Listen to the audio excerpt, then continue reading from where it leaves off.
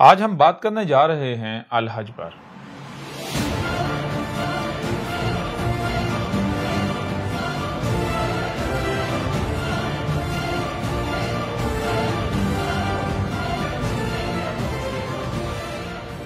یہ جو الکتاب ہے اسے ڈاؤن لوڈ کریں، ترتیب کے ساتھ پڑھیں، کوئی ایک بھی سوال ایسا نہیں رہے گا جس کا جواب آپ کو نہ ملے۔ یہ جسے آج آپ حج کہتے ہیں، اگر یہ وہی الحج ہے جس کا ذکر قرآن میں ہے تو پھر کیا یہ موسیٰ نے کیا تھا؟ دنیا کی کوئی طاقت ثابت نہیں کر سکتی کہ موسیٰ نے کیا تھا، یہاں تک کہ موسیٰ یہاں آیا ہی نہیں۔ عیسیٰ ابن مریم بھی اپنی پوری زندگی یہاں نہیں آیا جہاں آپ حج کے نام پر جو کچھ کرنے جاتے ہیں۔ محمد نے 40 سال کی زندگی میں کوئی ایک بھی حج نہیں کیا۔ محمد کے خاندان میں ہر کوئی حاجی تھا، محمد نے نہیں کیا۔ کیوں نہیں کیا؟ یہ حق ہوتا، یہ حج ہی الحج ہوتا تو محمد کو سب سے پہلے یہ کرنا چاہیے تھا۔ مکہ فتح ہو گیا، اس کے باوجود بھی محمد نے حج نہیں کیا۔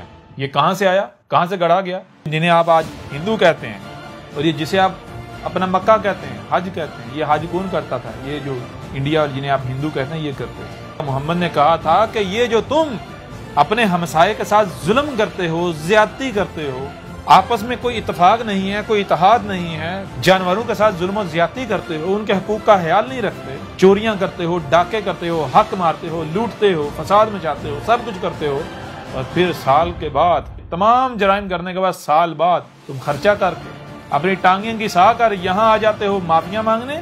تو کیا تمہیں لگتا ہے کہ ایشور جو ہے، جو گاڈ ہے، جو اللہ ہے، جو رب ہے، وہ بے وقوف ہے جو تمہیں معاف کر دے گا؟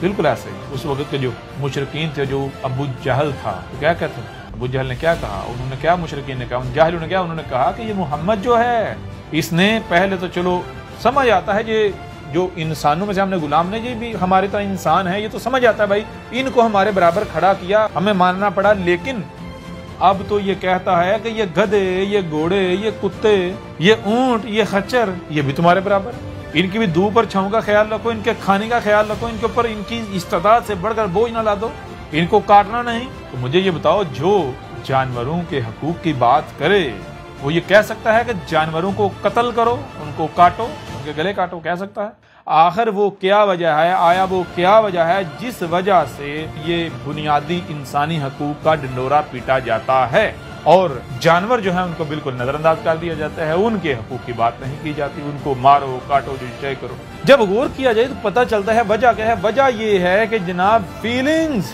احساسات، جذبات، اگر کسی کو مارا جائے گا اسے تکلیف ہوگی۔ پھر میں آپ سے سوال کرتا ہوں کہ یہ جتنے بھی جاندار ہیں کیا ان کے اندر فیلنگز نہیں ہے؟ کیا انہیں تکلیف نہیں ہوتی؟ میں تم لوگوں سے سوال کرتا ہوں کہ یہ جو تم آج گلی گلی محلے محلے قربانی کے نام پر جانوروں کا قتل عام کر رہے ہو، اس کا حکم تمہیں رب نے کب دیا؟ اللہ نے کب دیا؟ کہاں قرآن میں لکھا؟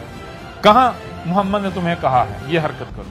پہلی بات کہ جسے تم حج کہتے ہو، جسے تم قربانی کہتے ہو، نہ یہ حج ہے نہ یہ قربانی ہے۔ ذرا غور کرو، محمد کے وقت یا محمد سے پہلے مینا کے میدان سے باہر کسی ایک جانور کو بھی نہ کاٹا گیا، نہ کاٹا جاتا تھا قربانی کے نام۔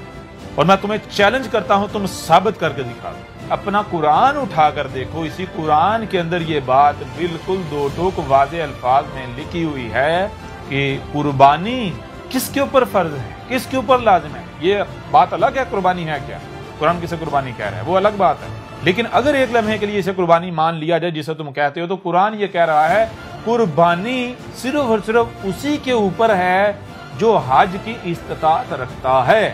قربانی تو دینی ہے حاجی نے، حج کرنے والے نے، اور حج کرنے والا کون ہے؟ جس میں استطاعت ہے حج کی، اور حج کی استطاعت رکھنے والا کون ہے؟ وہ بھی بات کی بات ہے کہ قرآن کسے کہہ رہا ہے، لیکن ایک لمحے کے لیے اگر یہ مان بھی لیا جائے کہ یہی حج ہے اور حج کی استطاعت رکھنے والے وہ ہیں جو وہاں جاتے ہیں، پورا قرآن اٹھا کے دیکھ لو، اپنی روایات کو اٹھا کے دیکھ لو، تم یہ بات ثابت نہیں کر پاؤ گے جو کچھ تم کر رہے ہو۔ قربانی صرف اور صرف جو حج کرنے والا ہے اس نے دینی ہے، نہ کہ اس نے جو حج نہیں کر رہا۔ تو یہ جو تم قربانی کے نام پر گلی گلی محلے محلے جانوروں کا قتل عام کر رہے ہو، ظلم عظیم کر رہے ہو، بتاؤ ذرا یہ کس قرآن میں کہاں لکھا ہوا ہے؟ کہاں لکھا ہوا ہے؟ آؤ ذرا میدان میں ثابت کرو کہ الحج کا مقصد کیا ہے۔ مقصد ہے، منزل ہے عید الاضحیٰ۔ جو شخص بھی یہ کہتا ہے کہ یہ جو مکہ میں جا کے کیا جا رہا ہے یہ حج ہے، میں چیلنج کرتا ہوں اسے وہ حج ثابت کر کے دکھائے۔ کیوں؟ کیونکہ حج کی منزل کیا ہے؟ عید الاضحیٰ۔ ईद उल अजहा क्या है कि दुनिया का दोबारा हर लिहाज से मुनव्वर हो जाना, अल्लाह के नूर से रोशन हो जाना, हक हर तरफ गालिब आ जाना। तो क्या ये हज करने से ईद उल अजहा आ रही है? बताएं जरा। अगर तो आ रही है, दुनिया मुनव्वर हो रही है, तो फिर तो यही हज है। अगर नहीं आ रही तो फिर अक्ल के अंदर ये हज कैसे बन गया? ये तो तुम हज के नाम पर ही हज से गाफिल हो। ये जो किया जा रहा है अरबों के अंदर, ये अल हज नहीं है कि हज के नाम पर ही हज से गफलत है। ये तो धोखा है, फ्रॉड है, फरेब है। सच्चाई को जानने के लिए अहमद ईसा के YouTube चैनल को विजिट करें और चैनल को सब्सक्राइब करना मत भूलिएगा।